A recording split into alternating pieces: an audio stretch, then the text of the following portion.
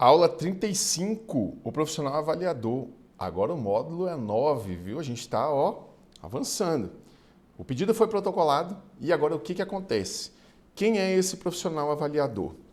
Já te falei que a resolução número 8 do Conselho Nacional de Saúde é uma resolução muito utilizada na nossa área, demais, e que você precisa saber. O artigo 4º diz o seguinte, lá no inciso 4º. A operadora deverá, quando for aplicar um mecanismo de regulação, garantir ao consumidor o atendimento pelo profissional avaliador no prazo máximo de um dia útil, a partir do momento da solicitação. Para um pouquinho aí. Olha só.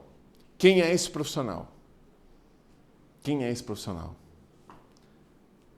Se você falou auditor, olha, fez o pedido, ele deve oferecer o profissional auditor. Um dia depois, eu vou te apresentar uma surpresa. Não é o auditor. Vou te mostrar por quê. Vamos continuar lendo? Para definição dos casos de aplicação das regras de regulação ou em prazo inferior quando caracterizada a urgência. Olha só. Se esse profissional avaliador aqui, ele vai definir a aplicação de mecanismos de regulação e se nós já aprendemos que a auditoria / junta médica odontológica é um mecanismo de regulação, esse profissional não é o auditor, ele é um pré-auditor. Esse profissional aqui, ele pode ser um profissional da operadora que olha e fala, autoriza esse procedimento. Vou dar um exemplo. A gente está no Brasil e a gente sabe que existem pessoas que ocupam castas mais elevadas do que outras. Imagine que chegue um pedido de autorização de procedimento de um filho de um ministro do STJ ou do STF. Você acha que a operadora vai barrar esse pedido de autorização? Meu amigo, ele não vai querer saber se está em carência, não vai querer saber nada. A cirurgia vai ser autorizada. Ah, é um privilégio. É o jogo. Infelizmente, é o jogo. A operadora tem liberalidade para autorizar, ainda que não seja. Então, ela não vai querer mostrar para uma autoridade que tem um problema ali, que foi, tem que acontecer uma junta, não vai jogar luz nisso. Estou falando aqui a realidade. Então, esse profissional aqui, ele pode simplesmente autorizar o procedimento. Então, ele não é. Mas então, quem é essa figurinha marota aqui? Bem, se o avaliador é um profissional que ainda vai definir as regras para aplicação dos mecanismos, ele não é auditor, pois isso já integra os mecanismos de regulação, que foi o que eu falei. Então, o auditor, o avaliador é o auditor? Já entendemos que não. Esse profissional avaliador aqui, ele é um profissional que pode ser simplesmente um administrador da operadora. Recebe o pedido, avalia e dá o procedimento. Então, o que ele pode fazer? Ele pode devolver para complementar documento, ele pode enviar para um credenciado, aí é aquele desvio, né, que falamos já sobre credenciado. Enviar para a auditoria, ele fala, isso aqui é um caso de auditoria. Passou pelo crivo da carência, está em dias com a mensalidade, o plano está válido, ele é beneficiário dessa operadora, vai para a auditoria para ver se é pertinente ou não.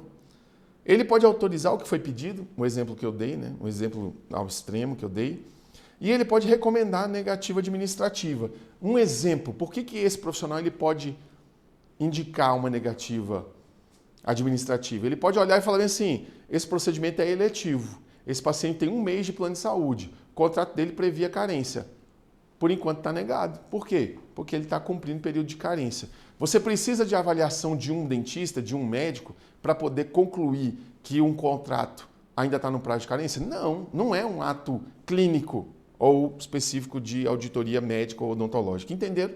Então, essa figura aqui é uma figura importante, porque se você entender que o processo está na mão do profissional avaliador e que ele só está solicitando o documento complementar, você não vai brigar e fazer uma NIP, porque ainda não chegou no momento, não houve negativo, é só um pedido de complementação. Você não vai atacar o auditor, eu quero aqui a identificação do auditor, conforme exige o artigo 10º da RN 424.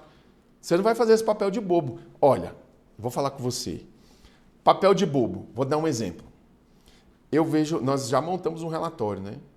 Eu vejo muitos profissionais do Brasil inteiro que dentro do relatório, dentro não, né? Escrito no relatório, dentro não faz sentido lógico. No relatório ele coloca assim, considerando que a resolução normativa 211 da ANS prevê que os procedimentos terão cobertura, gente, A 211, ela foi revogada, eu não sei o ano, mas no mínimo 2011. No mínimo. Depois disso já tiveram diversas resoluções. Então o que eu quero dizer? Você não pode passar vergonha. Você passa vergonha quando você cita uma resolução que já foi revogada há muito tempo. E a vergonha também está aqui. Olha, cadê aqui o nome do auditor, a identificação do auditor, que está previsto no artigo 10 da RN 424, que deve acontecer? Ô amigo, ainda não foi para auditoria, eu só estou pedindo aqui a cópia da carteirinha. Ou então, olha, o relatório está falando aqui que tem 4 páginas, mas só veio a primeira. Eu preciso das outras 3. Se você ficar brigando, você está passando vergonha, entendeu? Então, saber aonde está o processo, e nesse caso aqui, saber que está na mão desse avaliador inicial, é extremamente importante para você poder desenvolver a sua capacidade profissional aí. Beleza? Próxima aula, a gente vai falar sobre a indicação do profissional assistente. Ela é absoluta, ou seja, ela é soberana? Fique comigo, até a próxima aula. Um abraço.